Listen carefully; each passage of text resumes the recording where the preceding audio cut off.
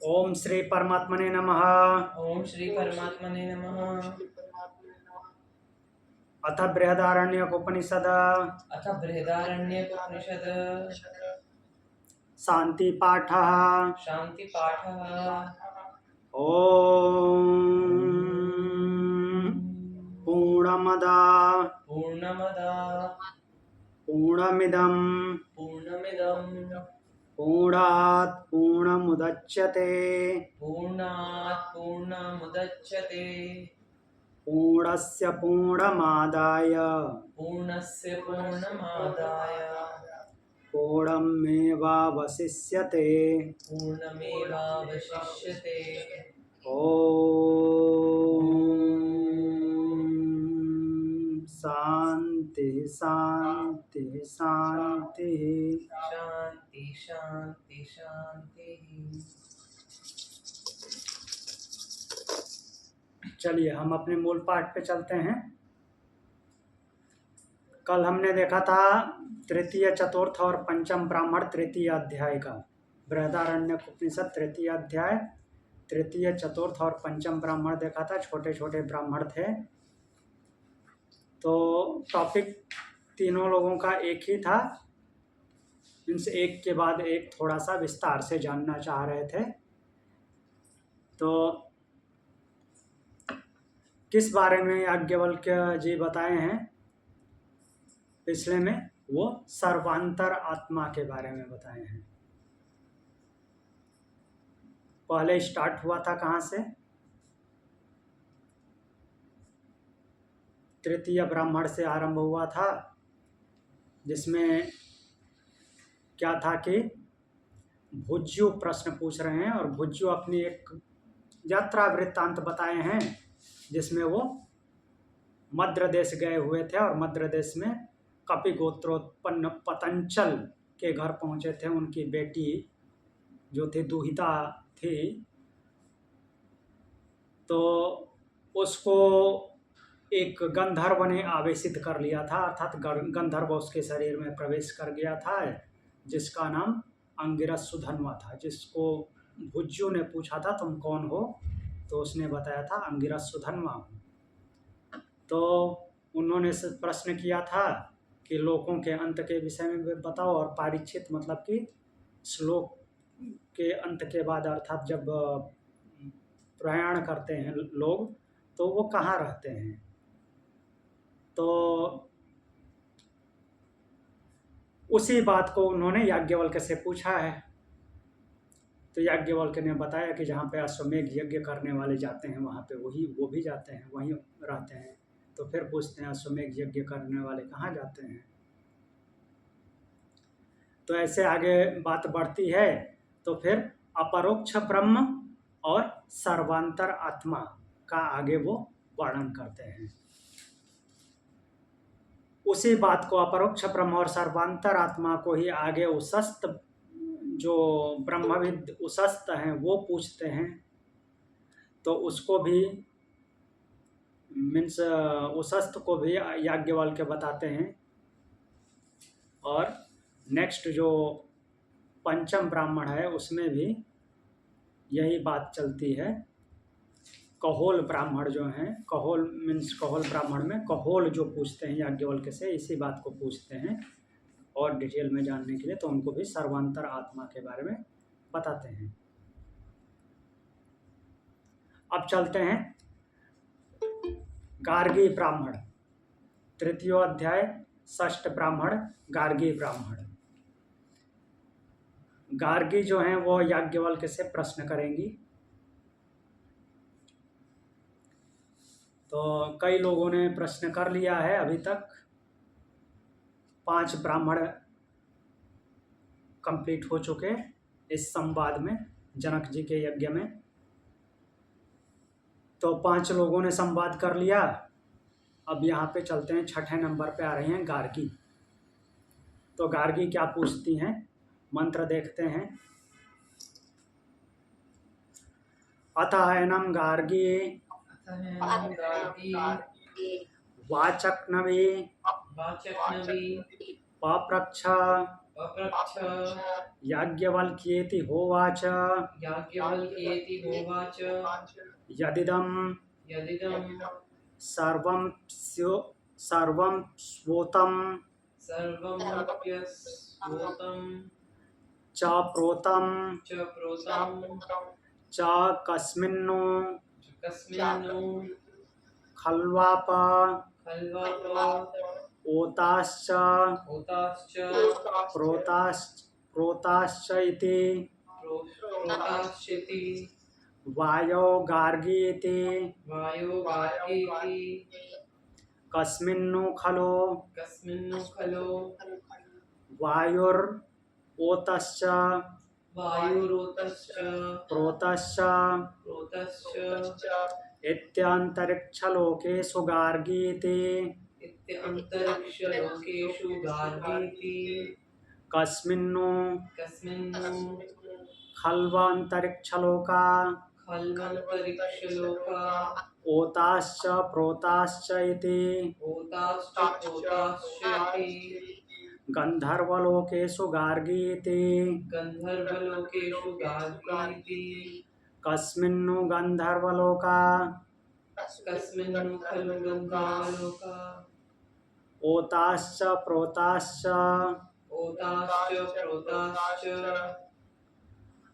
आदित्यलोकेषु गार्गीति आदित्यलोकेषु गार्गीति कस्मिन्नु खल्वादित्यलोका कस्मिन्नु खल्वादित्यलोका ओताश्च प्रोताश्च इति होताश्च प्रोताश्चेति चन्द्रलोकेषु गार्गीति चन्द्रलोकेषु गार्गीति कस्मिन्नु खलु चन्द्रलोका कस्मिन्नु खलु चन्द्रलोका ओताश्च प्रोताश्च इति होताश्च प्रोताश्चेति नक्षत्रलोकेषु गार्गीति नक्षत्रलोकेषु गार्गीति कस्मिन्नु खलु नक्षत्रलोका कस्मिन्नु खलु नक्षत्रलोका ओताश्च प्रोताश्च इति होताश्च प्रोताश्चेति देवलोकेषु गार्गीति देवलोकेषु गार्गीति कस्मिन्नु खलु देवलोका कस्मिन्नु खलु देवलोका ओताश्च प्रोताश्च इति होताश्च प्रोताश्चेति इंद्रलोकेषु गार्गीति इन्द्रलोकेषु गार्गीति कस्मिन्नु खल्वु इंद्रलोका कस्मिन्नु खल्व इन्द्रलोका ओताश्च प्रोताश्च इति होताश्च प्रोताश्चेति प्रजापतिलोकेषु गार्गीति प्रजापतिषु लोके गार्गीति कस्मिन्नु खलु प्रजापतिलोका कस्मिन्नु खलु प्रजापतिलोका ओताश्च प्रोताश्च इति होताश्च प्रोताश्चेति ब्रह्मलोकेषु गार्गीति ब्रह्मलोकेषु गार्गीति कस्मिन्नु खलु ब्रह्मलोका कस्मिन्नु खलु ब्रह्मलोका ओताश्च प्रोताश्च इति होताश्च प्रोताश्चेति स होवाच गार्गी स होवाच गार्गी मा अति प्राचीर्मा मातिप्राक्षीमा ते मूर्धा ते मूर्धा व्यपप्तदना अति प्रश्न्याम अतिप्रश्न्यां वै देवताम अति पृच्छसे देवतामतिपृच्छसि गार्गी गार्गी मा अति प्राचीरिति मातिप्राक्षिरति ततोह गार्गी ततोह गार्गी वाच वनक व्युपरराम वाचकं द्युपराम। तो यह जो मंत्र है कंडिका काफ़ी लंबी है। इसमें हमने देखा बार बार गार्गी का नाम आ रहा है, मतलब कि गार्गी बार बार प्रश्न पूछ रही हैं और उत्तर दे रहे हैं याज्ञवल्क्य। तो जब जब उत्तर दे रहे हैं तब वो गार्गी का नाम ले रहे हैं और अंत में वार्निंग दे रहे हैं। तो देखते हैं क्या बोल रहे हैं।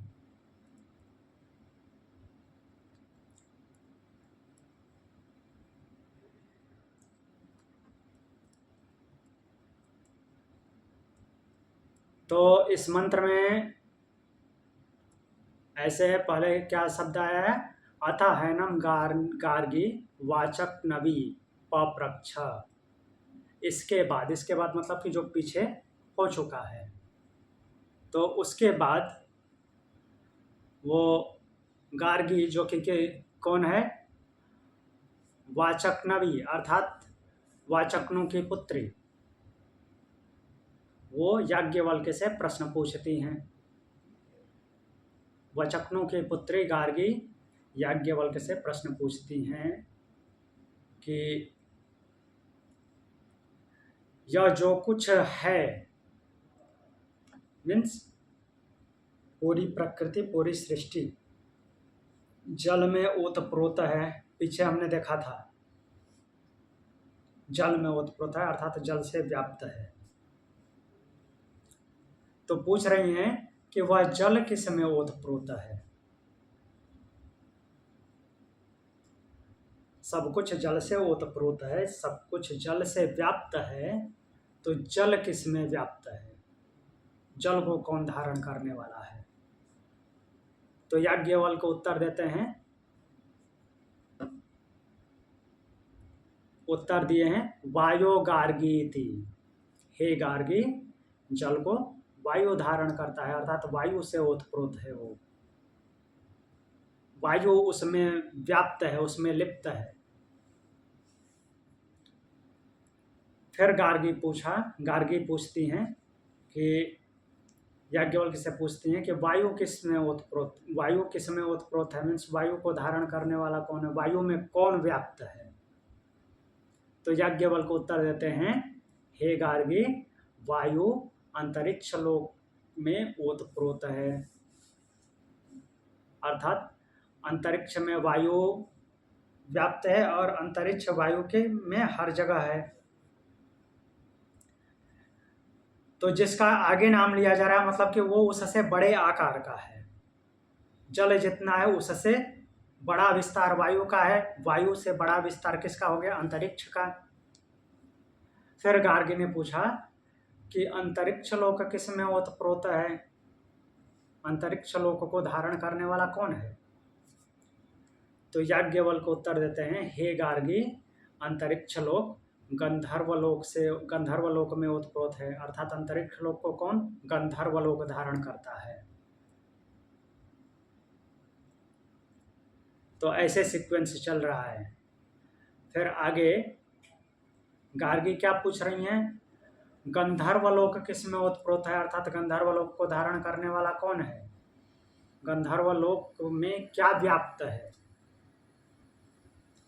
तो याज्ञवल्क्य उत्तर देते हैं, हे गार्गी, आदित्य लोक मीन्स गंधर्व लोक आदित्य लोक में ओतप्रोत है, अर्थात आदित्य लोक गंधर्व लोक को धारण करता है। तो ये जो लोक बताए गए हैं उसको जो हमारे दिमाग में कथाओं के माध्यम से जो कल्पना चलती है, केवल उसको नहीं लेना है, इसका व्यापक अर्थ हो सकता है। शायद उस पर अभी तक इतना व्यापक रिसर्च नहीं आया है कि ऐसा क्या है। जैसे अंतरिक्ष लोक हमको तो पता चलता है कि इतना तक जो हमने देखा अभी जल वायु, हाँ उसका ठीक ठीक समझ आता है कि पानी में पूरी तरह से हवा व्याप्त है। हवा जो है अंतरिक्ष में मीन्स अंतरिक्ष उसको धारण किए हुए है, अंतरिक्ष का फैलाव उससे ज़्यादा है। अब गंधर्व लोक तो हमारे जो समझ में तो यही आता है ना कि जो हम ऐसे देवताओं की तरह कुछ प्राणी देखते हैं जो मीन्स प्रेम नृत्य संगीत इन सब धारणाओं में विचारों में लिप्त रहते हैं, वो अंतरिक्ष मीन्स वो गंधर्व लोक के कहे जाएंगे। बट नहीं, उनके वो विचार ही गंधर्व हैं, जो इस तरह के विचार होते हैं जहाँ पे रिदमिक साउंड ऐसा कुछ निकलता है, वो सब कुछ गंधर्व लोक में आएगा। उसी तरह से आदित्य लोक की जो धारणा हमारे दिमाग में बनती है कि ये ताप देता हुआ आग का गोला की तरह जो सूर्य है वो आदित्य लोक नहीं, वो आदित्य लोक नहीं, उसका कुछ व्यापक अर्थ होगा। जो गंधर्व लोक को धारण करता है। शायद उससे निकलने वाली कुछ साउंड होगी जो उससे मैच करती है। फिर गार्गी पूछती है कि आदित्य लोक किससे ओतप्रोत है, क्योंकि इससे यहाँ पे पता चल रहा है, ये अगला प्रश्न जो पूछ रही हैं, आदित्य लोक किस में ओतप्रोत है। याज्ञवल्क्य उत्तर देते हैं कि आदित्य लोक चंद्र लोक में ओतप्रोत है। तो हमारे दृष्टिकोण से जो मीन्स पिंड का रिसर्च, पिंड के माध्यम से रिसर्च है और पिंडों के माध्यम से हम इन नामों को जानते हैं, तो इसके माध्यम से तो आदित्य के सामने, आदित्य जो मान लीजिए आदित्य पर्वत है तो चंद्रमा उसके सामने राई भी नहीं है, तो ये कैसे आदित्य लोक को धारण कर सकता है। तो इस चंद्रलोक का मतलब केवल हमारा ये दिखने वाला चंद्रमा नहीं, उसका उसकी क्वालिटी जो है, उसके लक्षण, उसके गुणधर्म जो है, उससे लेना देना है।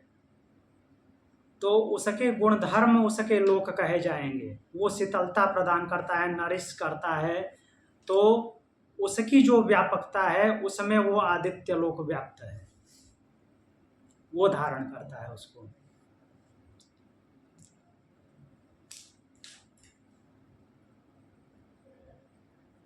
फिर गार्गी पूछती हैं कि चंद्रलोक किस में ओतप्रोत है, अर्थात चंद्रलोक को धारण करने वाला कौन है। तो याज्ञवल्क्य उत्तर देते हैं, हे गार्गी, चंद्रलोक नक्षत्र लोक में व्याप्त है, अर्थात जितने नक्षत्र हैं वो चंद्रलोक को धारण करते हैं, अर्थात चंद्रलोक नक्षत्रों में व्याप्त है। सारे नक्षत्रों से उसका लिंक है चंद्रलोक का। तो इस तरह से बताते हैं कि नक्षत्रलोक में चंद्रलोक जो है नक्षत्रलोक से ओतप्रोत है। फिर गार्गी पूछते हैं, नक्षत्रलोक किस में ओतप्रोत है, नक्षत्रलोक किस में व्याप्त है। तो याज्ञवल्क्य बोलते हैं कि हे गार्गी, नक्षत्रलोक देवलोक में व्याप्त है, देवलोक में ओतप्रोत है। अब यहाँ पे फिर आ जाइए, देवलोक को यहाँ से भी ले सकते हैं, जो हमारी इंद्रियां, मन बुद्धि अहंकार पंच महाभूत, ये सब देव हो गए, इनकी क्वालिटी देवलोक हो गई, इनकी गुणवत्ता, विशेषता। फिर गार्गी पूछते हैं, देवलोक किस में व्याप्त है।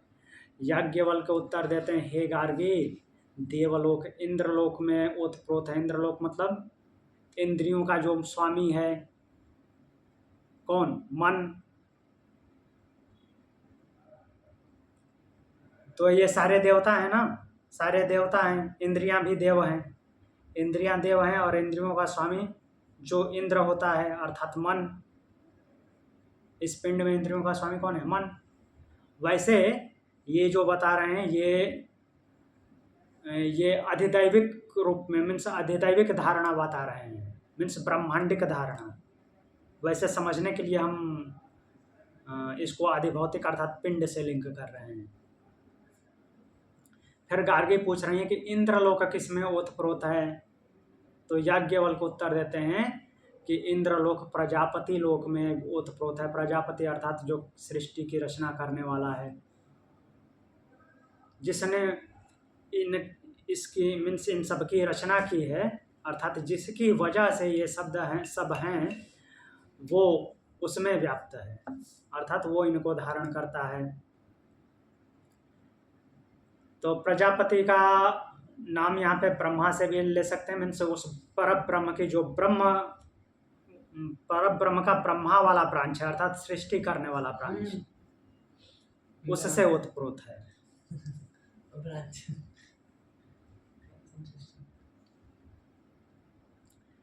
फिर गार्गी ने पूछा कि प्रजापति लोक किस में ओतप्रोत है, वो प्रजापति लोक को कौन कौन धारण करता है। तो याज्ञवल्क्य ने उत्तर दिया, हे गार्गी, प्रजापति लोक ब्रह्मलोक में ओतप्रोत है, अर्थात ब्रह्मलोक उसको धारण करता है। उससे विस्तृत, उससे व्यापक कौन है, ब्रह्मलोक है। अब गार्गी क्या कर रही हैं, जितने भी उत्तर देते जा रहे हैं याज्ञवल्क्य, उनके उत्तरों को ही प्रश्न बनाती जा रही हैं। बच्चों की तरह। हाँ जी।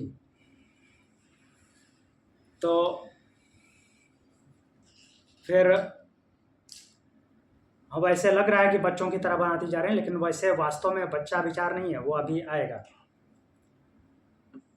तो लग रहा है कि ऐसा ही कर रही हैं। तो गार्गी ने पूछा, गार्गी पूछती हैं कि ब्रह्मलोक किस में ओतप्रोत है, ब्रह्मलोक किस में ओतप्रोत है। तब यहाँ पे याज्ञवल्क्य उनको वार्निंग देते हैं, चेतावनी देते हैं गार्गी को। बोलते हैं कि हे गार्गी, देखिए मंत्र में क्या बोल रहे हैं कि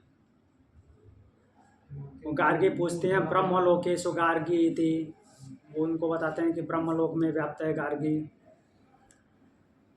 गार्गी को बताते हैं कि वो जो ये अंतिम लोक प्रजापति लोक है वो ब्रह्मलोक में व्याप्त है, ओतप्रोत है। तो बोल रहे हैं कस्मिन्नु खलु ब्रह्मलोक ओतप्रोत प्रोताश्चेति स होवाच गार्गी माँ अति प्राचीर माँ ते मूर्धा व्यपतन अति प्रश्न्याम वै देवताम अति पृच्छसि। गार्गी माति प्राक्षरिति ततो ह गार्गी वाचक नप्युपरराम। तो यहाँ पे वार्निंग देते हुए क्या बोलते हैं, चेतावनी दे रहे हैं याज्ञवल्क्य को कि हे गार्गी अति प्रश्न मत करो, प्रश्नों की अति हो गई। अब ऐसा क्यों बोल रहे हैं देखते हैं। वो वास्तव में क्रोध में नहीं है। फिर बोल रहे हैं कि मंत्र में क्या दिया है कि ऐसा अति प्रश्न करोगे तुम्हारा मूर्धा गिर जाएगा। मूर्धा गिर जाना का मतलब, मूर्धा मतलब मस्तिष्क। तो क्या मस्तिष्क यहाँ से कट के गिर जाएगा या फट जाएगा, ऐसा कुछ है नहीं, उसका मतलब कुछ और है। देखते हैं, पहले इसको देख लेते हैं। तो बोलते हैं कि जिसके विषय में अति प्रश्न नहीं करना चाहिए, तुम उस देवता के विषय में अति प्रश्न कर रही हो। तो हे गार्गी, तुम अति प्रश्न मत करो। तब वचकनु की पुत्री गार्गी चुप हो जाती है। नहीं, डराया नहीं। याज्ञवल्क्य ऐसा इसलिए बोल रहे हैं कि अति प्रश्न मत करो, कहीं ऐसा ना हो कि तुम्हारी मूर्धा गिर जाए, मस्तिष्क गिर जाए या मस्तक फट जाए। ऐसा वास्तव में ऐसा भाव नहीं है, सीधे सीधे अर्थ यही निकलता है। लेकिन भाव क्या है, मूर्धा गिरना का मतलब क्या होता है, कोई सिर पे कुछ रखता है प्रतिष्ठित चीज। बहुत सारे लोग पगड़ी बांधते हैं, बहुत सारे लोग मुकुट पहनते हैं। तो पहले राजा लोग मुकुट पहनते थे। तो भाव वो है कि मुकुट गिर जाना, मूर्धा गिरना का मतलब मुकुट गिर जाना, अर्थात प्रतिष्ठा चली जाना। राजा का सिर से मुकुट गिर गया तो उसकी प्रतिष्ठा चली गई, ऐसा ही होता है ना। तो याज्ञवल्क्य यही कहना चाहते हैं गार्गी से कि अति प्रश्न मत करो। क्या बोल रहे हैं कि तुम उन विषयों पे उस देवता के बारे में अति प्रश्न कर रही हो जिसके बारे में अति प्रश्न नहीं करना चाहिए। तो जो तुम्हारी प्रतिष्ठा है एक महान विदुषी की, वो प्रतिष्ठा ना खत्म हो जाए, वो प्रतिष्ठा ना चली जाए, इसलिए ऐसे प्रश्न मत करो। अब ऐसा इसलिए भी बोलते हैं क्योंकि गार्गी इसीलिए पूछ रही हैं कि देखते हैं कि याज्ञवल्क्य इसका उत्तर देते हैं कि नहीं, क्योंकि ये अंतिम प्रश्न था, इसका उत्तर होता ही नहीं, बनता ही नहीं उत्तर। क्यों नहीं बनता? वो पूछ रहे हैं कि ब्रह्मलोक किस में ओतप्रोत है, ब्रह्मलोक किस से व्याप्त है। ब्रह्मलोक खुद ब्रह्म ही है, उससे ऊपर कुछ हो ही नहीं सकता। तो इसलिए याज्ञवल्क्य ने उत्तर नहीं दिया और गार्गी को बोले कि तुम उस देव के बारे में अति प्रश्न कर रही हो जिसके बारे में नहीं करना चाहिए। तो वास्तविक ये इस मीन्स ये लास्ट वाला जो लाइन है उसका मतलब ये है कि गार्गी भी ये सोच के प्रश्न किया, गार्गी जो हैं वो ये सोच के प्रश्न करती है कि याज्ञवल्क्य देखते हैं कि इसका उत्तर देते हैं कि नहीं। अगर उत्तर दे देंगे तो मतलब कि वो ज्ञानी नहीं है, जिसका उत्तर बनता ही नहीं उसको उत्तर क्यों देंगे। तो इसलिए याज्ञवल्क्य ने भी मना कर दिया और बोला कि उस देवता के विषय में अति प्रश्न कर रही हो जिसके लिए प्रश्न नहीं करना चाहिए। तो इस पे वचकनों की पुत्री गार्गी चुप हो जाती हैं यहीं पे। अब ये फिर दोबारा आएंगी यहाँ पे। चुप हो गई इसका मतलब ये नहीं कि डर गई या इनका वो शास्त्रार्थ खत्म हो गया, नहीं, ये दोबारा आएंगी, अभी थोड़ी देर के लिए शांत हुई हैं।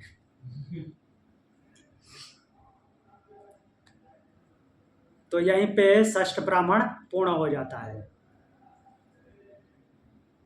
छठा ब्राह्मण पूर्ण होता है, आगे बढ़ते हैं सातवां ब्राह्मण। सातवें ब्राह्मण में दूसरे ब्रह्मविद आएंगे, दूसरे विद्वान आते हैं और वो प्रश्न पूछेंगे। अथ तृतीयोऽध्याय सप्तमं ब्राह्मणम। तो देखिए ये भी मंत्र बहुत लंबा है, तो इस कंडिका को पढ़ते हैं।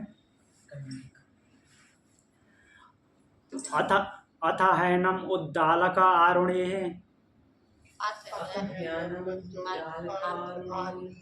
पप्रच्छ याज्ञवल्क्येति होवाच मद्रेष्ववसाम पतञ्चलस्य काप्यस्य गृहेषु यज्ञम् अधियानास्त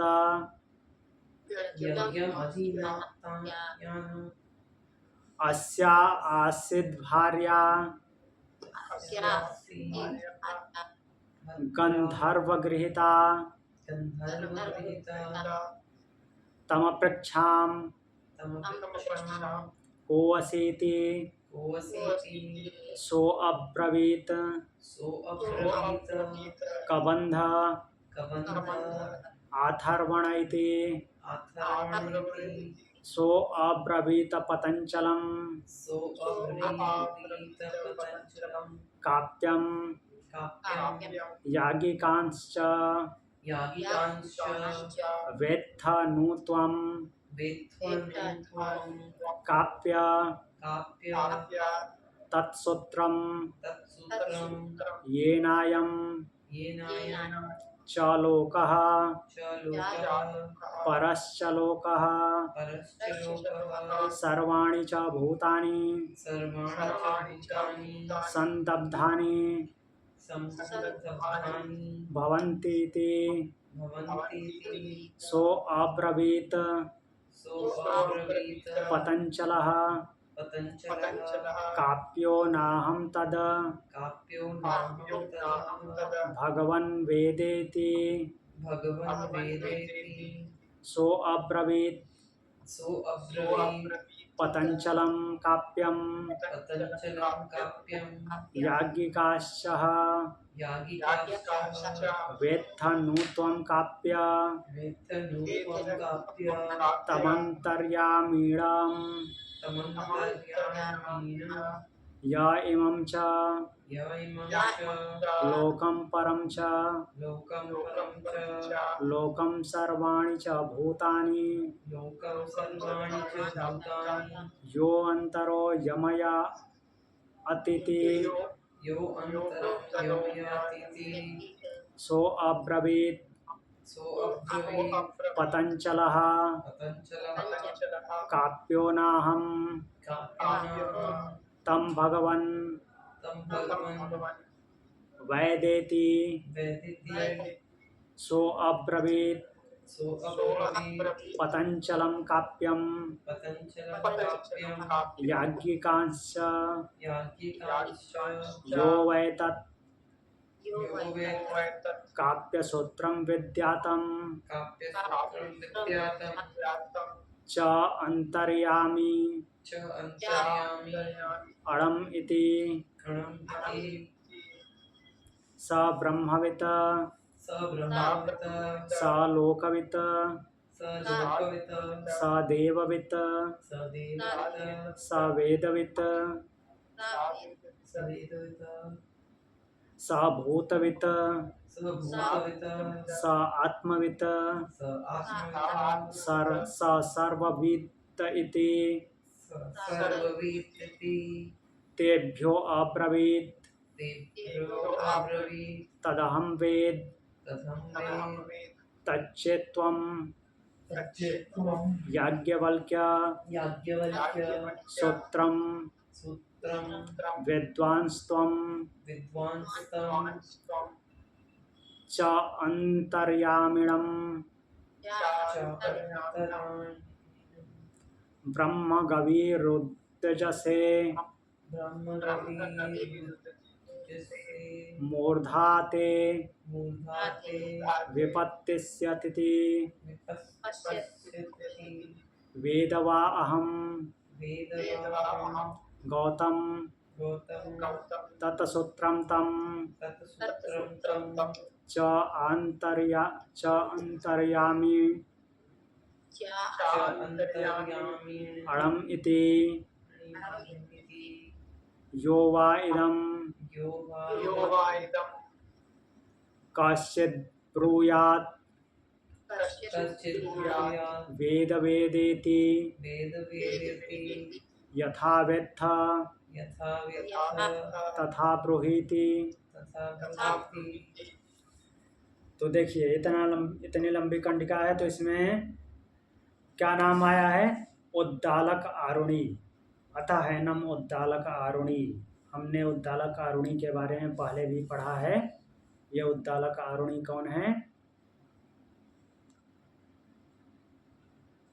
नचिकेता के दादाजी, Oh, yes.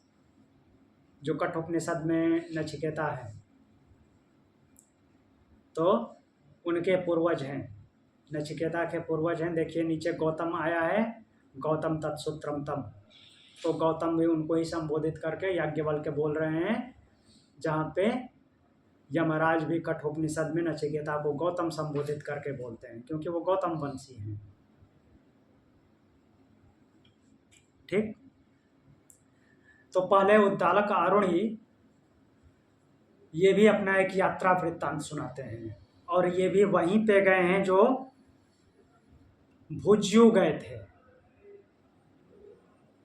भुज्यू जहाँ पे गए थे, अभी हमने शुरू में कल की बात को दोहराया था। भुज्यू मध्य देश में घूमते हुए गए हैं और वहाँ पे पतंजल के घर पहुँचे हैं। वहाँ पे उनकी दुहिता अर्थात पुत्री को गंधर्व ने आवेशित कर लिया, अपने वश में कर लिया है, उसके शरीर में प्रवेश कर गया है। यहाँ पे ये क्या बताते हैं कि उनकी भार्या को, पतंजल की भार्या को गंधर्व ने अपने वश में कर लिया है, वो प्रवेश कर गया। मतलब कि ऐसे लगता है जैसे कि पतंजल के घर वाले सब सारे घर वालों को ये गंधर्वों ने कंट्रोल में रखा है। तो देखते हैं क्या बोलते हैं। तो आरुणि उद्दालक जो हैं याज्ञवल्क्य से पूछते हैं कि हे याज्ञवल्क्य, पहले तो उनको अपना यात्रा वृत्तांत सुनाते हैं, और वहाँ पे तो जो मीन्स भुज्यू जो गए थे, वहाँ पे उन्होंने प्रश्न का उत्तर वहाँ पे उनको नहीं मिला था। तो याज्ञवल्क्य से वो उत्तर जानना चाहते हैं। यहाँ पे इनको प्रश्न का उत्तर भी मिल गया है, और ये बताते हैं कि मैं इस प्रश्न का उत्तर जानता हूँ। मैं आपसे इसलिए पूछ रहा हूँ कि आप जानते हो कि नहीं। मतलब इगोइस्टिक प्रश्न है। ये अपनी केवल जानकारी के लिए नहीं पूछ रहे हैं, डायरेक्टली बता के शास्त्रार्थ कर रहे हैं कि मैं इसको जानता हूँ, ये प्रश्न का उत्तर क्या है। मैं ये देखना चाहता हूँ कि आप जानते हो कि नहीं। तो पहले वो क्या सुनाते हैं कि हम मध्य देश में यज्ञ और शास्त्र अध्ययन के लिए विचरण करते हुए गए थे, और वहाँ पे कपि गोत्र में उत्पन्न हुए पतंजल के घर पहुँचे थे। वहाँ पे उनके यहाँ रहते थे। तो उनकी भार्या अर्थात उनकी पत्नी को गंधर्व ने वशीभूत कर लिया था, मीन्स अपने नियंत्रण में ले लिया था। तो बोला वो बोल रहे हैं, उद्दालक बोल रहे हैं कि हमने उससे पूछा, सेम जैसे हमने कल बात की थी कि लोगों को भूत प्रेत पकड़ लेते हैं तो जो झाड़ फूंक करने वाले होते हैं उस शरीर के माध्यम से उससे बात करते हैं कि तुम कौन हो। वैसे ये भी उससे पूछ रहे हैं, उनकी भार्या के शरीर के माध्यम से पूछ रहे हैं कि तुम कौन हो। तो वो उत्तर क्या दे रहा है कि मैं अथर्वण का बंध हूँ। और वहाँ पे कौन सा था? सुधन्वा। वहाँ का जो मीन्स जो उसने उनकी दुहिता को, पुत्री को अपने नियंत्रण में ले रखा था, वो गंधर्व सुधन्वा था। यहाँ पे कबंध है। और ये दोनों कैसे अथर्वण, वहाँ पे भी अथर्वण शब्द है, मतलब अथर्ववेद के ज्ञाता है।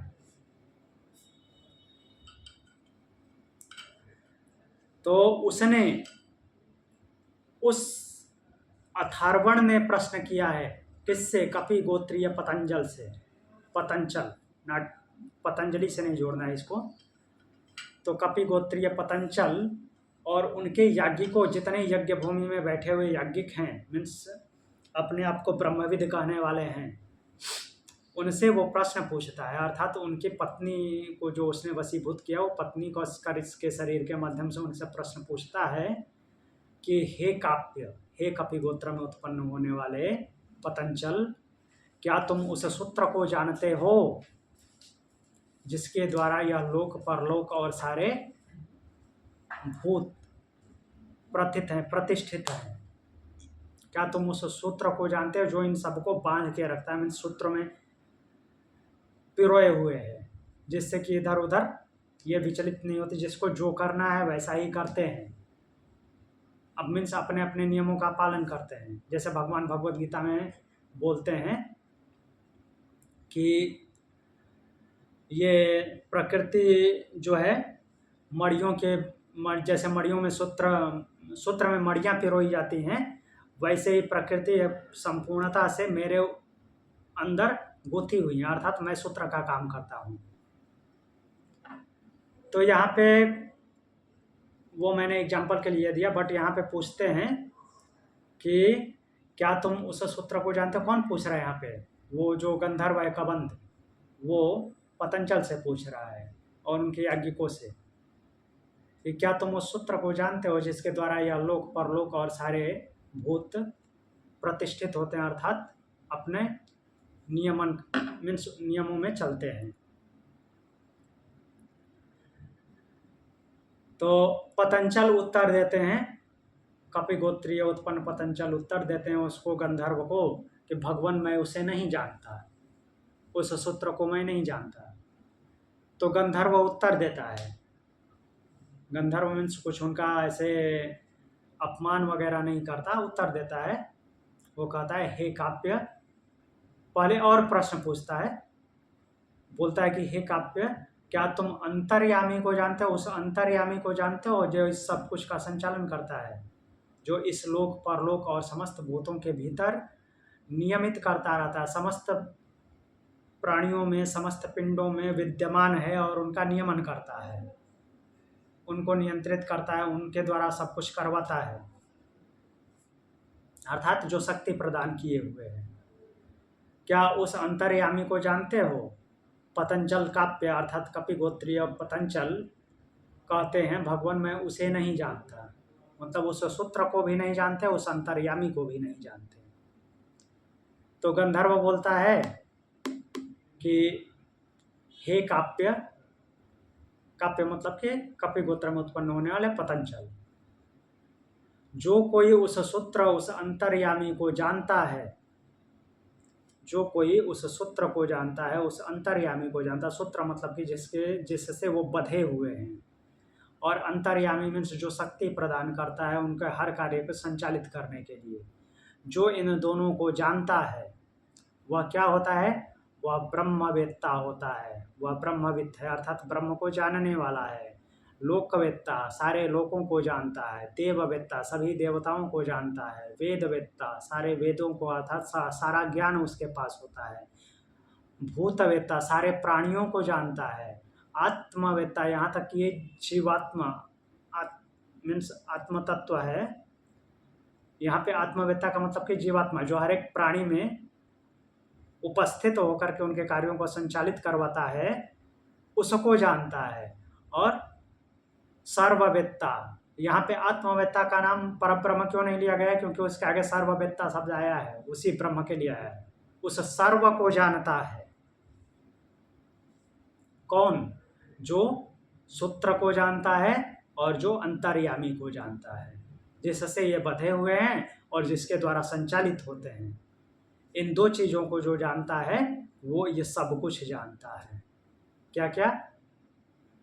ब्रह्म को, लोक को, मीन्स ब्रह्मवेत्ता मीन्स ब्रह्म के ज्ञान को, ब्रह्म रूपी ब्रह्म का ज्ञान जिससे होता है उस ज्ञान को, लोक को देवताओं को, सारे देवताओं को, सभी प्रकार के ज्ञान को, सभी प्रकार के प्राणियों को, और इस प्राणियों में पिंडों में रहने वाले उस आत्म तत्व जीवात्मा को, और उस सर्व को अर्थात ब्रह्म को जानता है, पर ब्रह्म को।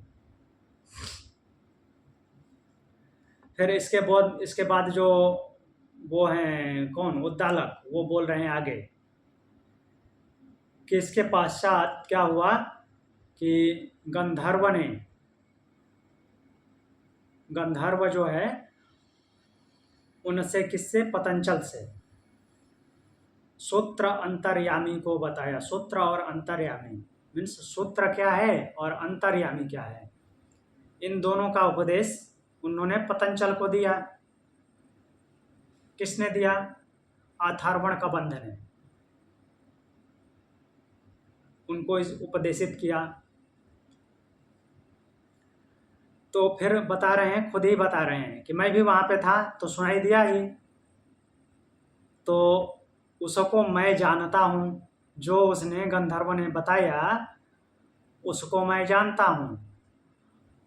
फिर बोल रहे हैं कि हे याज्ञवल्क्य, यदि उस सूत्र और अंतर्यामी को न जानने वाले, एक प्रकार से इस तरह से याज्ञवल्क्य के ऊपर कटाक्ष करते हुए बोल रहे हैं, व्यंग्य की भाषा में, मीन्स डायरेक्टली ऐसे घोषित कर रहे हैं कि शायद तुम नहीं जानते हो। याज्ञवल्क्य को ऐसा बोल रहे हैं।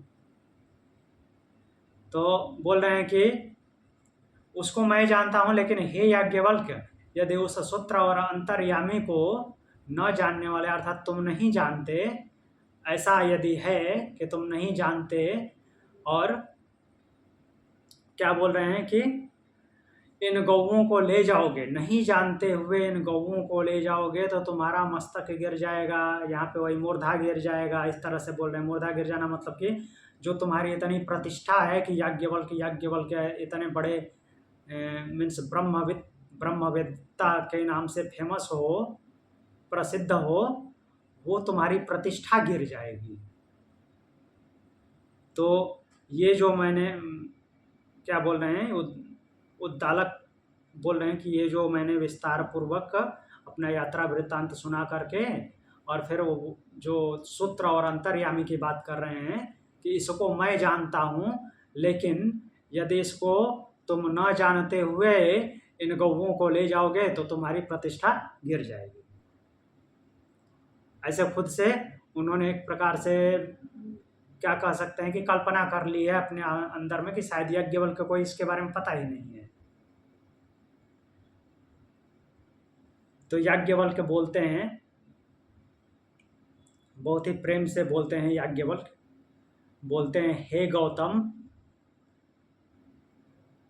आरुणी उद्दालक को गौतम नाम से संबोधित कर रहे हैं, उनके पूर्वज जो हैं गौतम ऋषि। बोलते हैं हे गौतम, मैं उस सूत्र और अंतर्यामी को जानता हूं जो तुम गंधर्व से सुन के आए हो, जो उत्तर जो भी बोला होगा, तो मैं उस सूत्र को और उस अंतर्यामी को, सूत्र क्या होता है और अंतर्यामी क्या होता है, उन दोनों को मैं जानता हूं। तो अब फिर उद्दालक क्या बोलते हैं, देखिए। उद्दालक बोल रहे हैं कि ऐसे बोलने के लिए तो कोई भी बोल देगा कि मैं जानता हूं। जानते हो तो बताओ। उद्दालक बोलते हैं कि ऐसे तो कोई भी कह सकता है कि मैं जानता हूं, मैं सूत्र और वो अंतर्यामी को जानता हूं। तो ऐसे केवल बोलने से नहीं होता कि मैं जानता हूं, मैं जानता हूं। जानते हो तो जैसा जानते हो, वास्तव में जैसा जानते हो वैसा बताओ। जिस प्रकार तुम जानते हो वैसा कहो। तो अगला मंत्र देखते हैं हम क्या बोलते हैं। स होवाच वायुर्वै साहोवाच वायुर्वै गौतम गौतम तत्सूत्रम वायुना तत्सूत्रं वायुना वै गौतम वै गौतम सूत्रेणायम सूत्रेणायं चालोकः चालोकः परश्च लोकः परश्च लोकः सर्वाणि च भूतानि सर्वाणि च भूतानि संदब्धानि भवन्ति संदग्धानि भवन्ति तस्माद्वै गौतम तस्मात् वै गौतम पुरुषं पुरुषं व्यस्त्रं प्रीतमाहुर्व्यस्त्रं सीसता शिष्टा अस्यांगानीति अस्यांगानीति वायुना हि गौतम वायुना हि गौतम सूत्रेण सूत्रेण संद्रब्धानि संदग्धानि भवन्तीति भवन्ति एवमेवैतद् एवमेव तत् याज्ञवल्क्य याज्ञवल्क्य अंतर्यामी अंतर्यामी अणम ब्रूहीति। ब्रूहीति। तो याज्ञवल्क्य ने इतना लंबा चौड़ा अपना वृत्तांत सुनाया और ये भी सुनाया कि उस गंधर्व ने पतंजल से प्रश्न पूछा था सूत्र को और क्या बोलते हैं अंतर्यामी को जानते हो, तो उन्होंने दोनों को एक एक करके मना कर दिया कि नहीं मैं नहीं जानता, और उनके याज्ञिकों में से भी किसी ने नहीं बताया। तो गंधर्व ने खुद ही उत्तर दिया कि सूत्र क्या होता है और याज्ञिक क्या होता है। यह भी बताया कि सूत्र को जानने वाला और याज्ञिक को जानने वाला क्या क्या जानता है। फिर वो उद्दालक बोलते हैं कि जो सूत्र को और अंतर्यामी, सूत्र क्या है अंतर्यामी क्या है, उस गंधर्व ने बताया था तो उसको मैं जानता हूं, लेकिन हे याज्ञवल्क्य तुम बिना जाने इन शास्त्र गौओं को खोल कर ले जाओगे तो तुम्हारा मुर्दा गिर जाएगा, अर्थात तुम्हारी प्रतिष्ठा गिर जाएगी। तो याज्ञवल्क्य उत्तर देते हैं कि हे गौतम, जिस सूत्र और अंतर्यामी के बारे में तुम जानकर आए हो उस सूत्र और अंतर्यामी को मैं जानता हूं। तो उद्दालक बोलते हैं कि ऐसे तो कोई भी बोलता है मैं जानता हूं मैं जानता हूं। जो जानते हो तो बता के दिखाओ क्या जानते हो, जैसा जानते हो वैसा बताओ। तब याज्ञवल्क्य बोलते हैं फिर से वैसे ही मीन्स सामान्य रूप से बोलते हैं, हे गौतम वायु ही सूत्र है, वायु सूत्र है। फिर बोलते हैं हे गौतम वायु रूप सूत्र द्वारा ही यह लोक परलोक और समस्त प्राणी गुथे हुए हैं, वायु ही बांध के रखता है। वायु नाम यहाँ पे क्यों दे रहे हैं, वायु मीन्स ये पूरे प्रकृति के को एक सूत्र में पिरोने की मीन्स जो जैसा जिसको जहाँ पे जैसा होना चाहिए वैसा वायु की वजह से हैं, ऐसा बोलना चाह रहे हैं। सेम अप्लाई होता है पिंड में प्राण, वायु की जगह प्राण है, मीन्स वायु ही है प्राण के रूप में, प्राण के नाम से है। तो वो सूत्र है इसका, वही बांध के रखा है कि इसको कहाँ होना चाहिए, कैसे फंक्शन करना चाहिए, सब कुछ वो करवाता है। तो वही बोल रहे हैं कि लोक परलोक और समस्त प्राणी उसी में गुथे हुए हैं, ये सूत्र है। कौन? वायु। वायु सूत्र है। फिर बोलते हैं हे गौतम, इसी से जो जीवात्मा मृत होता है, अर्थात जीवात्मा शरीर त्यागता है, तो उसके बाद उसके अंग शिथिल हो जाते हैं, क्योंकि वायु अपना नियंत्रण छोड़ देता है वहाँ से। पंच प्राण और पंच उपप्राण जो है उस वहाँ से नियंत्रण छोड़ देते हैं, वायु में विलीन हो जाते हैं, प्रकृति की वायु में। तो इसलिए उसके अंग शिथिल हो जाते हैं, ठंडे पड़ जाते हैं। क्योंकि हे गौतम, वे वायु रूप सूत्र से जुड़े रहते हैं। वो जो प्राण था जिसने हर एक सिस्टम पे कंट्रोल कर रखा था, उनको गूथ रखा था कि ऐसे ऐसे कार्य करना है, वो करवाता था, तो उसका नियंत्रण खत्म हो गया, तो इसलिए उसके अंग शिथिल हो गए, और इसलिए वायु ही क्या है? सूत्र है। ठीक। फिर वो आरुणी उद्दालक बोलते हैं, हे याज्ञवल्क्य, ठीक है, यह तो ऐसा ही है, अर्थात उस गंधर्व ने भी ऐसा ही बताया था जैसा तुम बोल रहे हो। अर्थात याज्ञवल्क्य की बात सही है, उससे वो संतुष्ट हैं कि हाँ, याज्ञवल्क्य सूत्र के बारे में जानते हैं। अब तुम अंतर्यामी का वर्णन करो। अंतर्यामी को जानते हो? अंतर्यामी का मतलब क्या हुआ?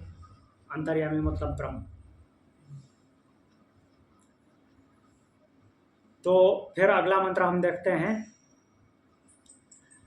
या पृथिव्याम तिष्ठन् पृथिव्याम अंतरोयम पृथ्वी न वेद यस्य पृथ्वी शरीरम यः पृथ्वीम अंतरो यमयत्येष त आत्मा अंतर्याम्यमृतः।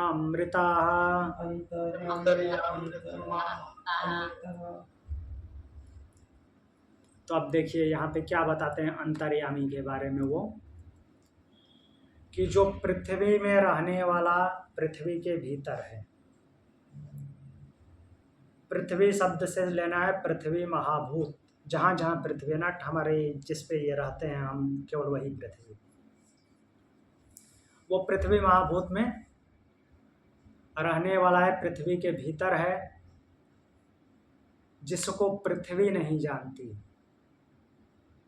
अर्थात वो पृथ्वी के मीन्स पृथ्वी उसी में ओतप्रोत है, वो पृथ्वी को धारण करता है, लेकिन पृथ्वी उसको नहीं जानती, पृथ्वी को उसकी अनुभूति नहीं होती। वो सब कुछ करवाता है लेकिन उसको अनुभूति नहीं। सेम जैसे हमको उसकी अनुभूति नहीं होती, हमारे अंदर है फिर भी अनुभूति नहीं होती। मैंने ये किया, मैंने वो किया, हम करते रहते हैं।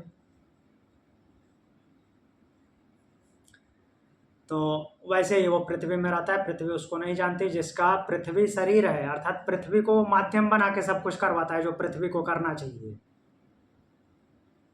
करवाता तो वही है। और वह भीतर रह के कि पृथ्वी का नियमन करता है, मीन्स पृथ्वी को जो जो करना चाहिए उस महाभूत के माध्यम से जो जो होना चाहिए वो करवाता है।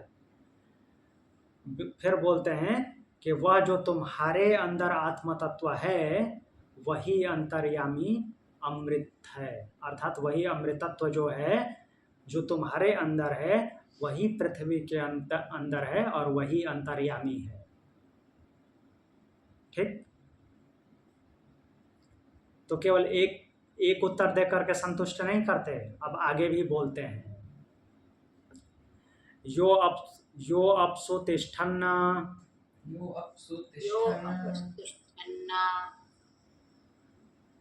अद्भयो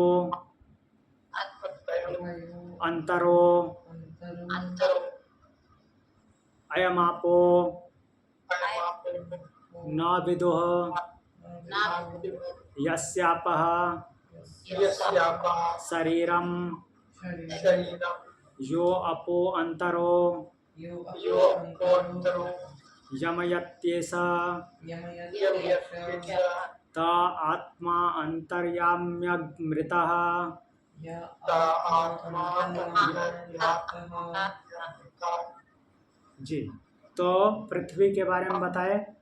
अब दूसरे महाभूत पे आते हैं, जल महाभूत पे। ठीक, बोल रहे हैं कि जो जल में रहता है, जल में विद्यमान है, जल के भीतर है, जिससे जल ओतप्रोत है, अर्थात जो जल को धारण करता है, वो जल में रहता तो है लेकिन जल उसको नहीं जानता। जल सारे क्रियाकलाप करता है जो जल को करना चाहिए, लेकिन वो किसकी वजह से ऐसा कर रहा है उसको नहीं पता। तो बहुत सारे लोगों को प्रश्न होगा कि कहीं पृथ्वी को और जल को पता चलता है क्या कुछ? वो हमारी धारणा इतनी सूक्ष्म नहीं है, वो ब्रह्म के लेवल पे वैसी बात हो रही है। तो जो जल में रहता है मीन्स जल को धारण किए हुए है, जल से जो जल को जो करना चाहिए वो करवाता है उससे, लेकिन जल को ये आभास नहीं है, जल को पता नहीं है कि उसके अंदर वो है, और वो जल के अंदर होकर के ही जल का नियमन करता है, जल को क्या करना चाहिए इस प्रकृति में। फिर बोलते हैं कि वो तुम्हारे अंदर जो आत्म तत्व है वही अमृत है, वही अंतर्यामी है। ठीक, तो हम आज की कक्षा को यहीं पे विराम देते हैं। आगे अभी बहुत लंबा इनका संवाद चलेगा, कल देखेंगे। तो हमने इनके संवाद में वो जो गंधर्व से वो सुन के आए थे उसका उत्तर उनके मन में है, मीन्स उनके अंदर है, वो जानते हैं। अब उसी को याज्ञवल्क्य से पूछे हैं कि सूत्र और अंतर्यामी क्या है बताओ। अब सूत्र का उत्तर उन्होंने याज्ञवल्क्य ने दे दिया, अब अंतर्यामी के बारे में बता रहे हैं। तो अंतर्यामी के बारे में बताते हैं, उन्होंने पृथ्वी महाभूत और जल महाभूत को माध्यम बना करके उस अंतर्यामी को बताया। अब आगे अग्नि, अंतरिक्ष, आकाश, आदित्य, चंद्र, इन सबको माध्यम बना करके बताएंगे। तो ये सब बातें हम कल देखेंगे। यहाँ तक किसी को कुछ पूछना है? एक क्वेश्चन है सर। हाँ जैसे बोलिए। इसमें ये बता रहे कि गंधर्व उनके किसी के शरीर में आके सवाल पूछ रहा है, हाँ, तो मतलब इससे क्या मतलब इस चीज को जैसे आज के जमाने में से बोलते हैं वही के जैसे आपने बताया था कि भूत प्रेत आने वाला वो सीन जैसे, तो क्या मतलब उस आर्ग्यूमेंट को सपोर्ट कर रहे हैं आज के टाइम को लेकर अगर चले, क्या ऐसा सच में होता है लोगों के शरीर में मतलब भूत वगैरह में प्रवेश कर लेते हैं, तो मतलब इसका क्या सपोर्ट में मानेंगे इस चीज को? हाँ, उसका विरोध तो कहीं भी नहीं हो सकता। जो विरोध करते हैं वो वास्तव में उस लेवल के ज्ञानी है नहीं। वो एनर्जी होती है ना, अभी भी जो होता है वो तो एनर्जी है। वो एनर्जी आप में प्रवेश कर जाती है, नेगेटिव एनर्जी, जिसको हम भूत प्रेत, जिसको लो लेवल में गलत धारणा के हिसाब से देखते हैं कि वो कुछ उल्टा सीधा करवाता है। तो उस तरह की ऊर्जा आप में प्रवेश कर जाती है, उस भाव से भावित ऊर्जा, और ये रिजेक्ट नहीं किया जा सकता। वो तो आयुर्वेद में भी है, जो मानसिक रोग चिकित्सा है, भूत बाधा चिकित्सा, तो विद्यमान है, उसको रिजेक्ट नहीं किया जा सकता। वो जो रिजेक्ट करते हैं उनको वास्तव में ज्ञान नहीं है। ऐसा नहीं कि ऐसा होता नहीं है, ऐसा है। जैसे ड्रंकर्स, अल्कोहलिक्स होते हैं, उनको हाँ, भी उसकी वशीभूति जैसे मानसिक विकार हो जाता है और नेगेटिव ऊर्जा उसके मस्तिष्क को अपने कब्जे में ले लेती है। तो उस हिसाब से जो न्यूरॉन्स काम करते हैं, न्यूरॉन्स जैसा एक्टिवेट करते हैं मस्तिष्क को, वैसा धारणा बाहर आती है। क्लियर? ठीक है, तो आज की कक्षा को यहीं विराम देते हैं। शांति। हाँ बोलिए। सर, पृथ्वी महातत्व मतलब कहीं पे भी गैलेक्सी में कोई भी जो पिंड है वो पृथ्वी महातत्व ही बनेगा ना उससे? हाँ, जो भी ठोस चीज है यहाँ, सॉलिड है वो पृथ्वी महातत्व है। हाँ, जो भी सॉलिड है वो पृथ्वी महाभूत है। और सॉलिड में भी ऐसा नहीं कि कुछ ऐसे गेंद की तरह पिंड बना के बड़ा या छोटा गेंद की तरह जो दिखता है वही पृथ्वी महाभूत कहलाएगा। नहीं, ये धूल के जो छोटे छोटे कण हैं वो तो फैले होते हैं हवा में भी वो हाँ। पृथ्वी महाभूत है। जहाँ पे गंध आती है भले ही वहाँ पे वो कुछ दिखाई ना दे, जहाँ से गंध आई वहाँ पे पृथ्वी महाभूत है, अर्थात वहाँ पे पृथ्वी मिक्स है। भले ही वो पृथ्वी का कण दिखाई न देता हो, तो वहाँ पे वो हार्ड पार्टिकल्स दिखाई न देते हों, लेकिन अगर गंध आई तो गंध किसकी वजह से आ रही है? पृथ्वी महाभूत की वजह से। ओके। ठीक है। हाँ। और कुछ? नहीं। प्रणाम। ओम शांति। शांति। प्रणाम।